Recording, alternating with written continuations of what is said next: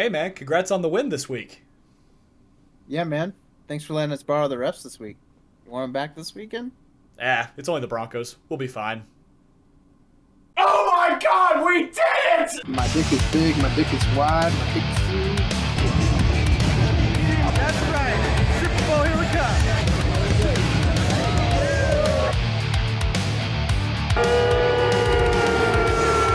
So you're saying there's a chance? We're ready to tear this baby up. Why?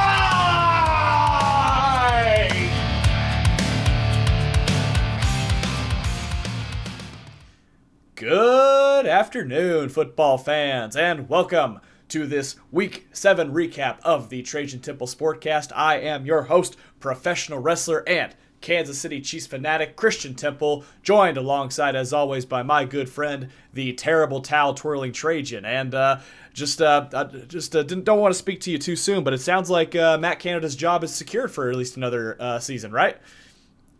Another week. His contract's expiring. It's going to expire. But come on, that was such a dominant victory over the Rams this week. I mean, there was absolutely no doubts in your mind, right? Oh, looky there, Najee. Najee did have himself a game this time. So, but more on that later. Welcome to this week's recap of the Trajan Temple Sportcast, and we've got a couple big wins this week. Obviously, no, I don't want to talk about it, although there are some other teams that probably don't want to talk about what happened this week, especially the ones that were affected by these this week. So, and there was quite a few of those, so we've got a lot to talk about in that regard. But we will start with one of the 3 o'clock games that went down today. So let's hear a Kingdom for another divisional win. How about those Chiefs? 31-17, and I might have told you this too. Obviously, when you're playing against the Chargers, it's always going to be, competitive. It's a divisional game. The last few years, it doesn't matter if it was at Arrowhead or if it was at SoFi Stadium. It was always going to be kind of a back and forth slugfest and everything too. This one, kind of surprising. Because most of the points scored for both teams were only in the second quarter, as you can see here. I was a little frustrated by the fact that I didn't get the chance to watch this game until there was like 5 minutes left in the first quarter because of the overrun of the Colts and Browns game, which we will talk about here momentarily. But 3-3 going into the end of the first quarter. There was a touchdown to Jerick McKinnon that was called back by an illegal block in the back, and the Chiefs ended up having to settle for 3 points. But the second quarter, just the doors blew wide open for both teams here.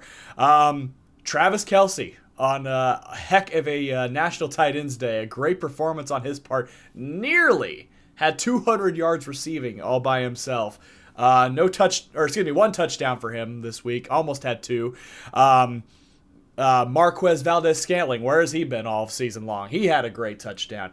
Rashee Rice, toe tap in the back of the end zone. He's starting to come into form. He may end up being our wide receiver 1 before too long if he keeps moving in the right direction here. But won't speak too soon on that because we thought the same for Sky Moore last year, and look how that turned out for us, But and gotta give credit to the Chargers. Seemed like whenever the Chiefs would strike, they would strike back just as hard. No, they haven't gotten to that part. That's the second half. That's second half Chargers. Nice run by Josh Kelly.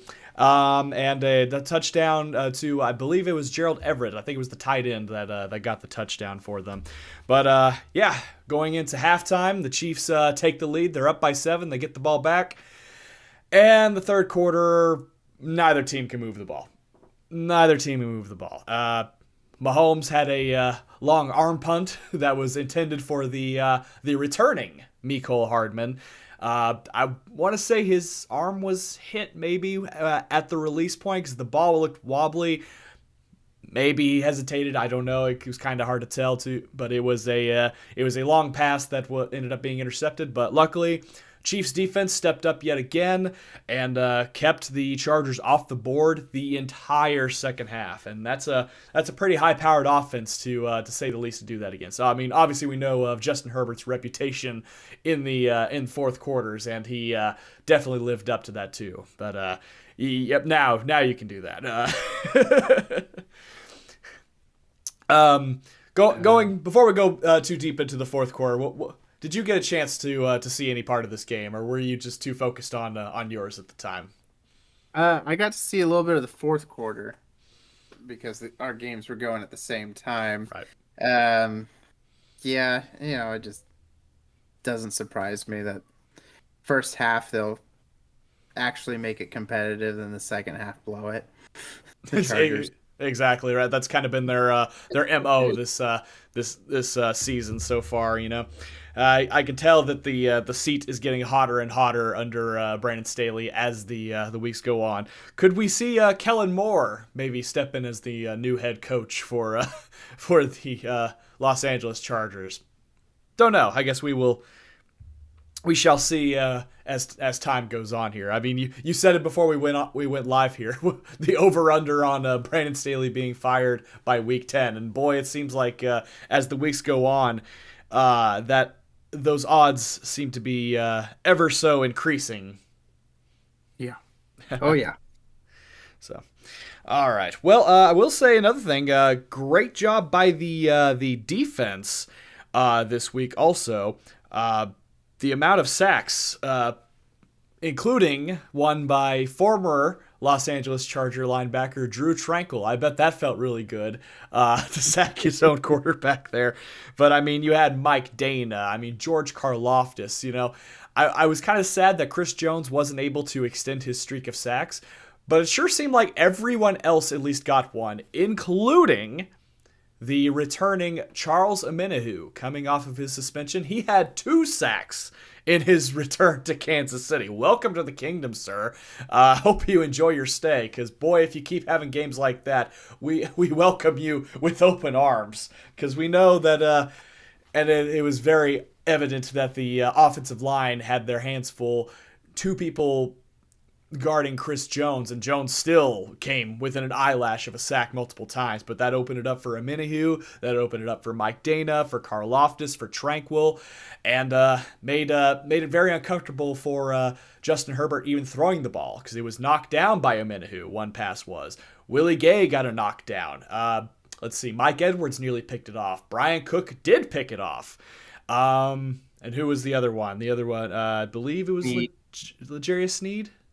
Yeah, I think it was L'Jarius Sneed that got the other interception. So great effort by the defense in the second half. Like I said, shutting out the Chargers, who it seemed like at the second quarter was starting to catch fire. They were finding the weaknesses in the defense, but apparently Kansas City made the right adjustments. Good job by Coach Spags in doing so. And as far as the offense is concerned, Mahomes had himself a day. There was 483 total yards in this, 4 passing touchdowns, only 68 yards rushing. Pacheco kind of a day, but you know what? They did what they needed to do. 24 first downs to 15 first downs. Let's see here. They're pretty even on turnovers, actually. Yeah. Mahomes 32 out of 42. That's pretty good for. I lost the yards there. Oh, all right. Well, we'll do it live. It was. Let's just say this. At the end of the first half, he was on pace to break the record for most passing yards. He had over 300 yards passing just in the first half. I believe it was close to 450 by the end of the game. So a great game by the offense. Like I said, they weren't lighting up the scoreboard, in the 50s, but boy, they could have. But one of the bigger highlights for me too was the punt return by Mecole Hardman that helped set up the game-sealing touchdown on the day that Chiefs legendary kick returner and punt returner Dante Hall gets inducted into the Chiefs Ring of Honor. Mecole Hardman has a wonderful 50-plus yard punt return, gets the Chiefs rolling, finished up with a touchdown pass to Isaiah Pacheco, his first, actually, of his career in the regular season. I didn't even know that. All of his other touchdowns have been rushing touchdowns. So congrats to him. Congrats to the Chiefs. A good victory at home. But now they've got the Denver Broncos yet again this coming week. So you did leave out something very important for our listeners. Bolton. Oh yeah, I just had to bring it up. Yeah, that I knew it was bad when he was grabbing his hand and he collapsed to the ground, because it's not like a leg injury or a back injury where it's like, okay, it's understandable you're on the ground, but if the pain is so severe in something on your upper body that you go down. Yeah, it was bad. And as we are recording this, he has undergone the surgery for his hand, and he is listed to be out for the next, they say, 6 weeks. So it's not season ending, which thank God for that, because he is he's a huge part of our defense being as dominant as they have. Obviously, now's the time for Drew Tranquil and Leo Chanel and Willie Gay to step up in his place, and I think they are very capable of doing so. But that one might sting for the tougher matchups that are coming up in the Dolphins, the Bills, and the Eagles upcoming. So we shall see how that affects the defense. So hopefully the next man up mentality runs through and they get it done. But best wishes to Nick Bolton. Hopefully the recovery goes according to plan and he returns on schedule. We'll move on to another victory. And what our viewers, I want them to take from this is not the lack of production on offense. We're just more efficient. We could do more with less yards. So while you need 400 some yards passing to win, we only need 230. We are just that good. So yes, we won. Much like any other Steelers game this year, no points in the first quarter. We scored 3 in the second, so we were down 9-3 going into the half. Yeah, so at this point, I'm like, well, I guess we'll keep it close. We're not going to get blown out. So I fall asleep at halftime. and boring the fans to sleep. Yeah, I wake up for the third quarter. I knew the Rams were getting it. And it said the Steelers have a chance to take the lead. I'm like, what? T.J. Watt intercepted the ball. First throw, intended for Cooper Kupp. And his first interception of the season this year. He is now tied, what's his name? Lawrence. Lawrence Taylor. Lawrence Taylor for only one of the greatest defensive players of all time, right? Easy name to forget. Well, I mean, TJ is now the best defensive player to ever play the game. Besides Myles Garrett. Yeah. His PFF rating.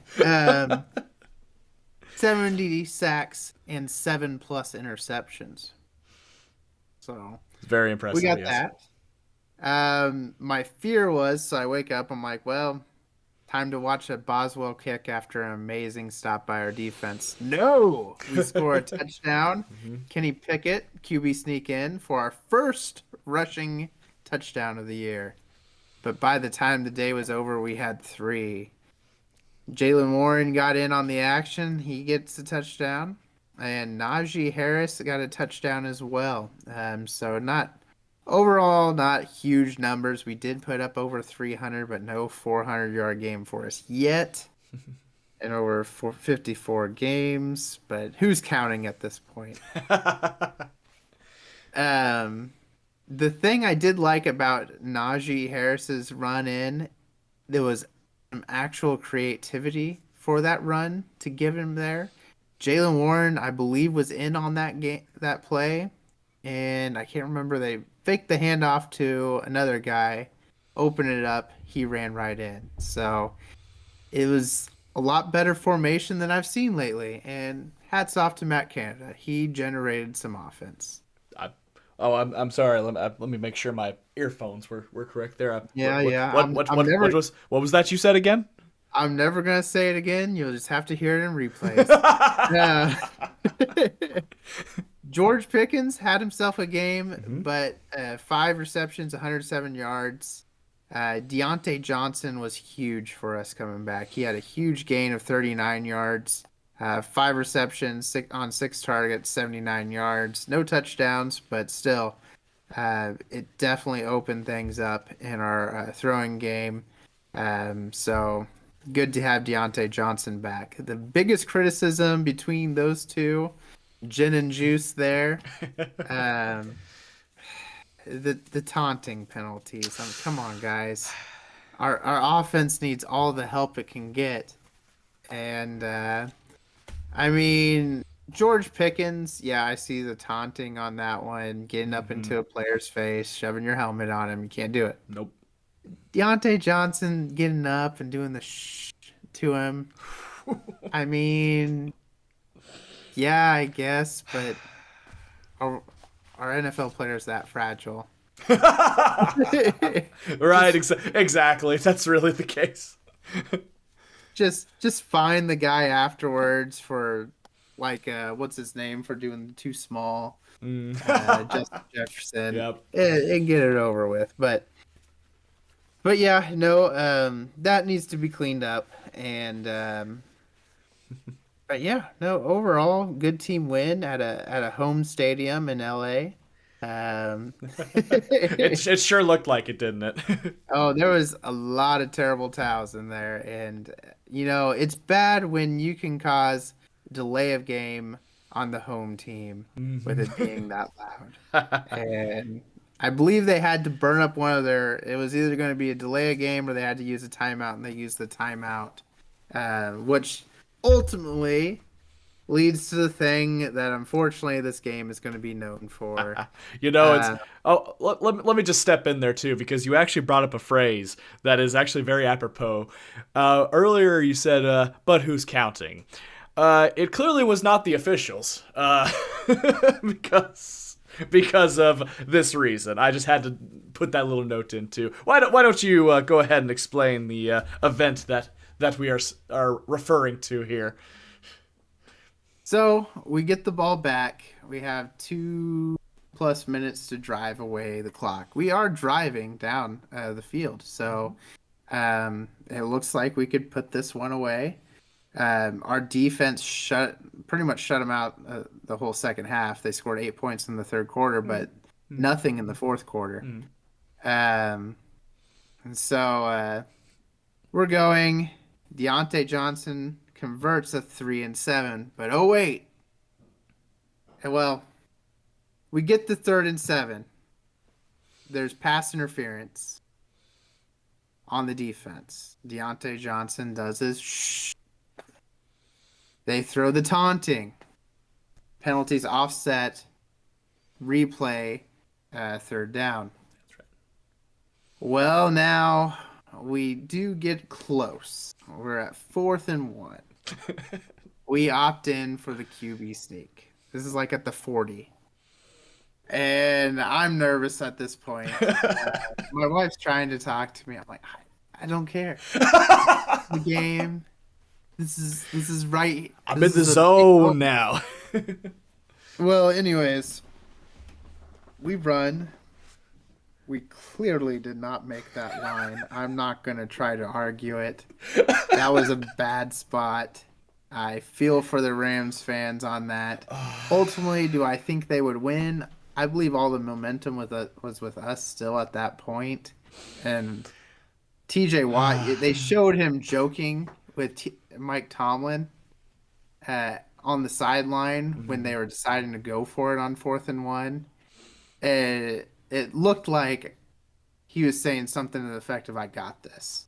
So they weren't worried about it. The confidence was there. But generous spot. We were probably half a football short. They gave us it by just the smallest of margins. The Rams have not used their timeouts wisely at this point, so it's not at the point past the 2-minute warning where it would be a booth review. It is they have to do a challenge. They did not use their timeouts wisely. Like I alluded to earlier, they had to use a timeout on the potentially delay a game. So he can't challenge it. And they just have to accept it and watch time expire. And that's the game.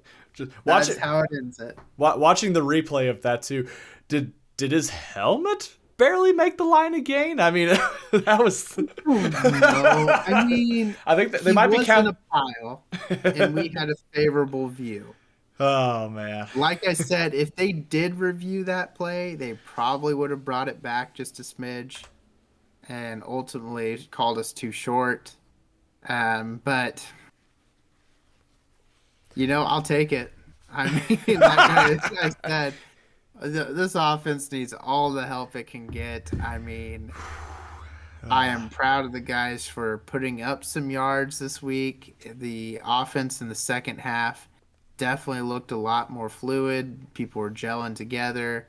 Deontay Johnson was getting open, which took pressure off of Pickens, and he was getting wide open there. And we were actually, using the middle of the field. That was weird. So yeah, no, it's something that I could definitely see us doing a lot better. This is good momentum going into a very good Jaguars team next week. I mean, they were not so good earlier in the year, but now they're really good. That trip to London has definitely helped them too. Yes. I'm sure one frustrating aspect of this week though was the fact that both the Browns and the Ravens also won their games. So no, it really looked like the Colts were going to win, and they should, but. But the Ravens, oh my gosh. I mean, as good as it is to have a win, they did it in dominant fashion against a very good Detroit King that Justin Tucker's been banging 60-year-olds. 66-year-olds. 66-year-olds to be exact. The old Lions did resurface this week, didn't they? They did. And gosh, they couldn't have done it on a different team. Of course not, right? And the refs couldn't have assisted another team besides the Browns, correct? I suppose we can jump into that one first because there were two moments. Also, this game pissed me off as it is because, like I said, it cut into me getting to watch my team. But yeah, the Browns are driving down the field. We think there is a strip sack recovered by Indy. Game's over. It's called an illegal contact, and boy, oh boy, that was ticky-tacky at best. So on that one, there could be a case made for either way, right? I'd probably lean more towards that shouldn't have been called, just based on I don't think that affected his route all that much. But okay, the real bad one though was the pass interference in the end zone, where. I mean, good God, it was higher than my ceiling, over the roof, over the back of the end zone. There was absolutely no way that could have been caught in any circumstance, but they rule it as pass interference. Colts defense still almost has a goal line stand, but Kareem Hunt handoff up the middle, 4th and goal, gets the touchdown and gets the win for Cleveland there. So, but boy, that was. And that was at Indianapolis, too. So there were a lot of Colts fans that got to see them get jobbed by the refs live and in color twice on one drive. I mean, once is bad enough on a ticky-tacky call. But the blatant, almost stupidity it was on that pass interference was insane to me. Which goes back to our point. Let them play in the fourth quarter. Mm-hmm. At least the fourth quarter. Yep. But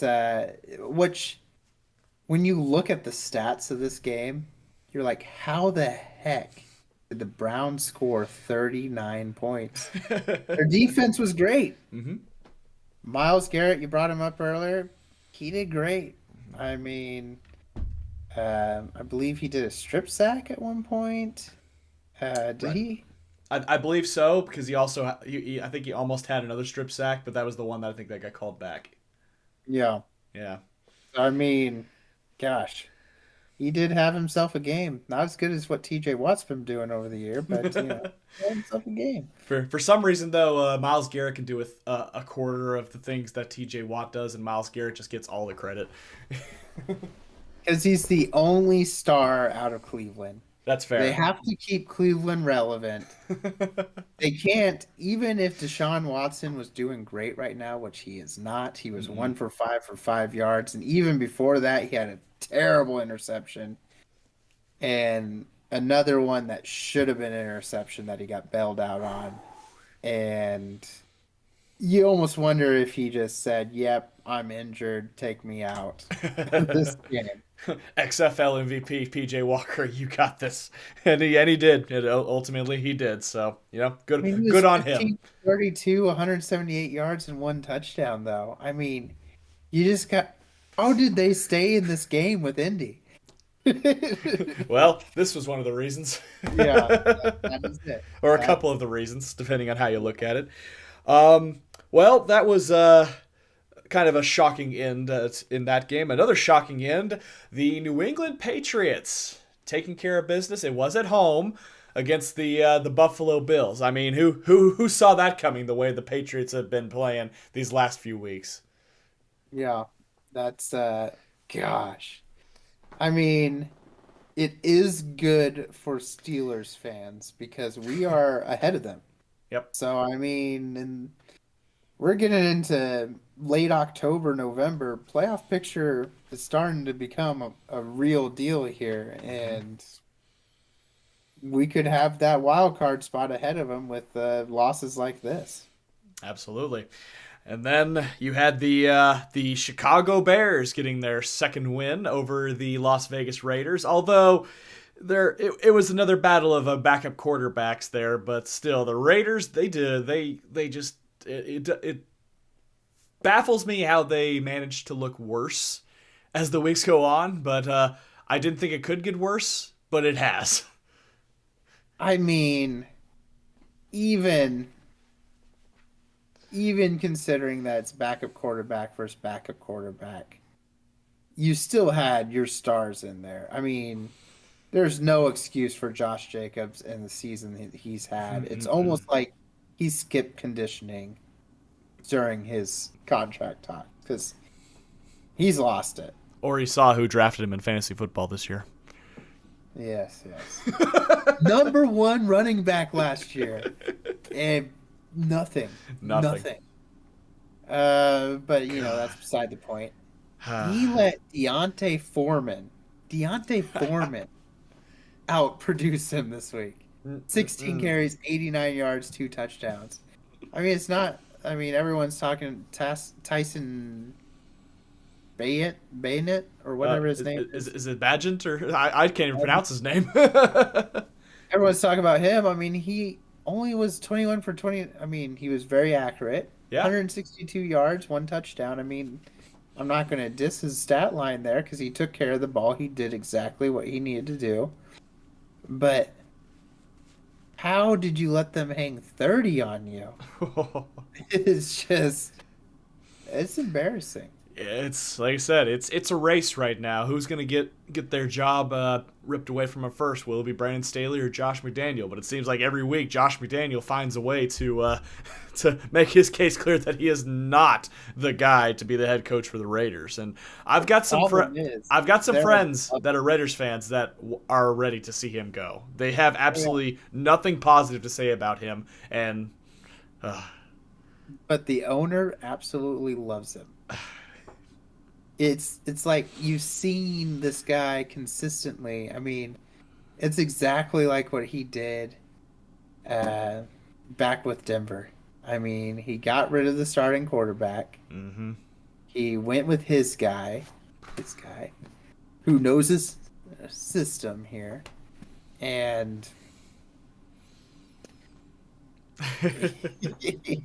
he's not a good head coach. I mean, maybe he's a great offensive coordinator, or maybe he had Tom Brady all those years. It's starting to look more and more like that as the weeks go by, especially the way McDaniel has been managing his team and the game. So, but no complaints from me.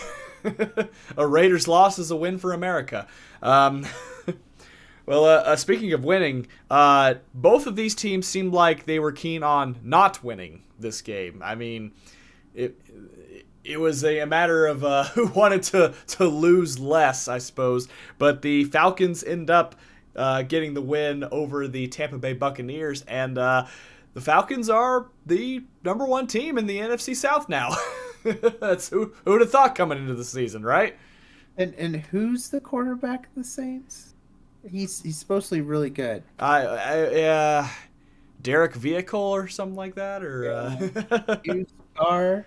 God, yeah, that Thursday night game. I mean, they did make a roaring comeback into that game, but that was a flash compared to how the rest of that game worked out too. But yeah, the Saints they're starting to go down the drain now, which was pretty sure we both had the Saints winning the division at the beginning of the year. I think we both predicted that, did we not? Yeah, I believe so. I have it somewhere around here. But yeah, I got mine sitting over here too. But yeah, I definitely did not have the Falcons on my radar coming into this season. But yeah, that was a game. Yeah, another one that almost blew it was the Giants Commanders game. Oh my gosh, ugly game. 14-7. Saquon, is it Saquon that fumbled the ball? I didn't get a chance to see any of the highlights of that one. Only thing I saw was like the goal line stand of or wasn't really a goal line stand, but still the Giants stopping the Commanders before they had a chance to win or tie up the game. Saquon and Shepard fumbled the ball, and the Shepard one came late. That's right. And they had a shot, and they don't do anything with it. Nope.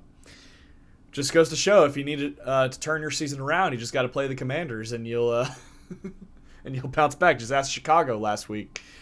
I wonder if Bieniemy is regretting his decision of leaving Kansas City right now, because things aren't looking too good for him in Washington. I'd say, I mean, with what he has to work with, I mean, he has shown flashes, and they've still won 3 games. They have. So, I mean, one of them was the Broncos. Yeah. Which the Broncos beat Green Bay. And the Broncos almost beat them in that game, too. They had the Hail Mary. But, yes, the Broncos beat Green Bay. Man. So, the Green Bay, is that make them now the worst team in the NFL? They got to be down there somewhere. I mean, you lose to a team that got 70 points scored on them.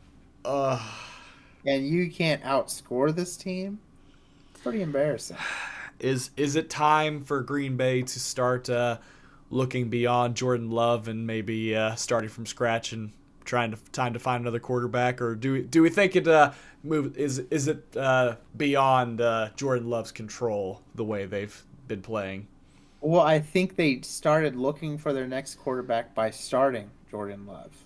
They knew they needed that high draft pick, so now they're 2-4. And yeah, this was part of the plan. I see. Yeah, it's all coming together. I mean, 180 yards against that defense. Man, they'll give you the yards. they'll hand them to you, exactly. Well, speaking of another game that was handed to him, boy, there was a lot of this flying, but not for Philly. A lot more for Miami. Holy! Have you ever? When is the last time you have seen a game where a team had committed no penalties, no fouls whatsoever? I can't think of anything. I mean, they even give the Chiefs a few penalties to make it look somewhat fair. Exactly. Hey. No, I mean, there was obvious holding calls. There was a blatant face mask at one point too. There was DPI. Flash holding. I all at the same time. It's just I don't. Yeah. If I'm a Dolphins fan, I'm pissed. I am absolutely pissed after this week. Because here's the deal: this was a game I was looking forward to watching. I mean, Dolphins and Eagles. I mean, the Eagles have kind of tripped over themselves a little bit recently. Obviously, the loss to the Jets, and then the Dolphins. I mean, they really needed a game to prove that they can hang with the top tier team, and the penalties killed them, and the non-call penalties killed them too. Mm-hmm. I will make the case that the Eagles appeared to be the slightly better team in this one. Tyreek Hill was well covered for the most part in this game by a rookie, no less. Tua was kind of not as comfortable as he normally is. Yeah. But then again, the Eagles' defense is probably the best defense that he's played. That front seven. Yeah. It's rough. Yeah, it is. So I don't think this is an exposure of the Dolphins at all. I think they're up there still as one of the top AFC teams. I'm still excited to play against them here in a couple weeks in Germany. But this was a win that the Eagles definitely needed, especially how things went last week. So I'm sure they'll be ready to keep that momentum going against their opponent next week. So, but the truest shocker probably happened on Monday night. I think you would agree with me on this. I didn't see it. I didn't see that one coming. I caught parts of it. Yeah, the primetime Kirk Cousins was not there this time. This was a whole different Kirk Cousins, and it's just with no Justin Jefferson either. Jordan Addison has been unveiled. Shout out to him. I'm glad I picked him up on my fantasy team this year. I didn't wish anything on Justin Jefferson, but now Jordan Addison is really helping my fantasy team since Jefferson is out. I feel bad for whoever had Justin Jefferson on their fantasy team. So yeah, sure must be bad for them. I'm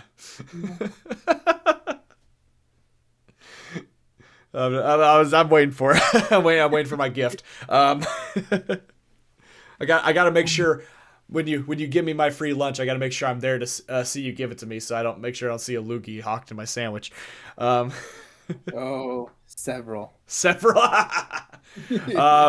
So yeah, not a good performance at all from the San Francisco 49ers. I mean, Christian McCaffrey, had a decent game, but playing injured. Yeah, he was playing injured, and he was probably trying to take too much of a workload that really wasn't necessary. But he was trying to make up for the fact that Brock Purdy was not himself this game. He turned into Mr. Irrelevant during the course of the game. How many was it? Was it 3 interceptions he threw, or 2 interceptions? 2 interceptions. Okay. Another one that should have been. Yeah. Special teams was a problem for both teams. There were missed and blocked field goals abound. But at the end, the Vikings took the lead pretty early, actually, and just never gave it up. Yep. I mean, I think I'd make the argument that maybe this is actually what Purdy is. We are finally seeing him for what he is, huh? I mean, you let your running backs run for... This is like the first game that they don't have 200 yards plus in rushing. I mean, who couldn't do that? Yeah, I mean, put Kirk Cousins in that system. Oh, wow. Think how amazing that team would be. Right. Well, we all know Brock Purdy is just Kirk Cousins 2.0. No, I'm kidding. It's too early to say that yet. Brock Purdy, this was the first game, especially not counting the NFC Championship game last year when his, elbow popped out of its socket, basically. Cool. But this was his first game where he did not look good, much less comfortable at all. George Kittle had a decent game, 5 receptions for 78 yards. But I think said they probably tried to rely too much on CMC.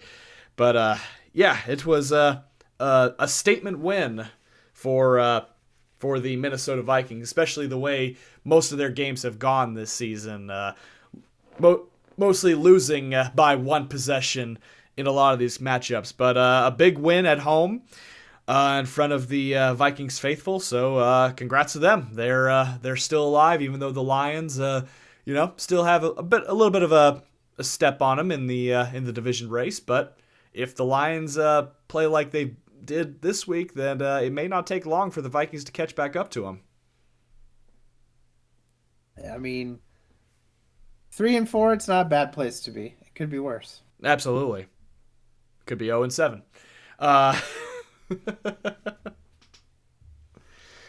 One last little poke there at the end. I'm sorry. Alrighty. Well, I was waiting to hear the doo-doom. I was like, well, I guess I'm signing off by myself here. All right. Well, you mentioned it earlier. You've got the Jaguars this week. Is this at home or is this on the road? This will be, actually, I don't know. I think this one's at home for you guys, if I'm not mistaken. I'm pretty sure it is. It is at home. And it is a noon game. Yep. And we have a 38.9% chance of winning, according to ESPN. Which is hilarious because it's only showing Jacksonville as 2.5-point favorites. So maybe another close game. Who knows? Maybe the referees will give you another foot or so, like in the last game. I'll take it. There you go. All right, and as I mentioned in the beginning, Chiefs have the rematch with the Denver Broncos, getting ready to set up for a potential 16th straight victory over them. Broncos are 2-5. Chiefs are 7-point favorites. Mahomes has not lost to the Broncos, and he has won every single time he's played at Mile High Stadium. So he's looked very impressive in doing so too. Things are looking good, but any given Sunday, as they say, rather. And I'm sure the Chiefs aren't going to take this opponent lightly, even though, especially the way the Broncos defense showed up at Arrowhead. So I'm sure they're going to try to make some adjustments and make sure it's not that close of a contest again going into the fourth quarter. So we shall see what happens this coming week. Any final thoughts before we close down shop this week? Well, I know I still owe you, but another bet? Double or nothing? Double or nothing. No, I want to enjoy this one. We'll make a bet later on this year. No, that's all I have. All right. Well, we look forward to how things shake up next week because it is the return of the progress report tier maker. So who's going up? Who's going down? Let us know down in the comments. Who do you think should go up higher or should go down lower next week before the Week 8 games start? We'd love to hear from you. But that is our show this week. Thank you, everybody, so much for watching. Click like if you liked the video. Click subscribe if you really liked it. Tell all of your friends. And we will see you all next week for the Progress Report.